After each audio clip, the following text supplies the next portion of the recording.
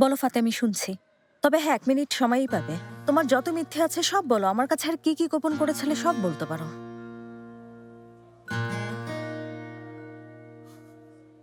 জৈনেব, তোমার কাছে গোপন করেছি সত্যি, তবে এর পেছনে কারণ ছিল। আমি তোমাকে সব বুঝিয়ে আমাকে বলছি। আর কিছু বোঝাতে হবে না ফাতি, আমি জেনেব, আর শোনো। কোনো কিছুই বুঝতে চাই না, ঠিক আছে? জেনেব, কথাটা যখন আমি শোনো। বলেছিলাম আমার জীবন আমি শুধুমাত্র তোমাকেই বিশ্বাস করি, তখনও আমার জেনেব, মুখের দিকে তুমি আমাকে- তাকিয়ে একের পর এক মিথ্যা বলেছিলে। এরপর আর কি বলার বাকি আছে? থামো হ্যাঁ? এবার, যথেষ্ট বলে ফেলেছো, যথেষ্ট। সবকিছু শুধু তুমিই বোঝো, তোমার সব কথাই সঠিক। কোনো কিছু হলেই চিৎকার করা আর কাছের মানুষগুলোকে দূরে সরিয়ে দেয় ছাড়া আর কিছুই জানো না তুমি। তাকিয়ে দেখো, আমি তোমার পাশেই আছি, সব সময় আছি। যে তোমাকে অনেক ভালোবাসে, যে তোমাকে পাগলের মতো ভালোবাসে,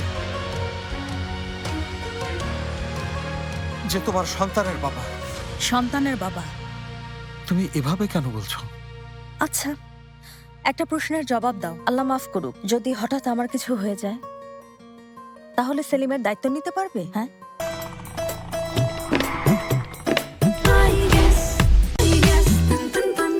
তুমি ওকে নিজের ছেলের মতো আগলে রাখতে পারবে ফাতি? হঠাৎ এমন প্রশ্ন কেন করছো? আমি ওকে ভালোবাসি। না ফাতি, তুমি আসলে আমাকে ভালোবাসো, তাই সেলিমকে মেনে নিয়েছো। আমি একদম নিশ্চিত হয়ে বলতে পারি, আমি বাসা না থাকলে তুমি ওর কখনোই দায়িত্ব নেবে না। না, সেলিম হলো আমার ছেলে, ও হলো আমার জীবন, আমার বেঁচে থাকার অক্সিজেন। তুমি যদি পাশে নাও থাকো, ওকে আমি সারা জীবন ভালোবাসবো,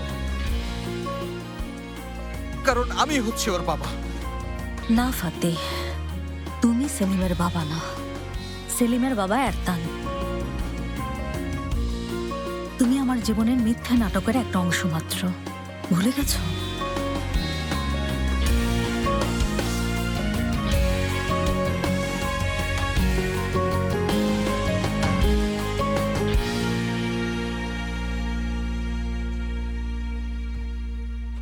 Baba. Madem ki istiyorsun, öyleyse durma git. Beni düşünme, rahat ol, yalnız kalabilirim. Sen de bilirsin, hiçbir acı sonsuza dek sürmez. Hatta her an yeniden sevebilirim.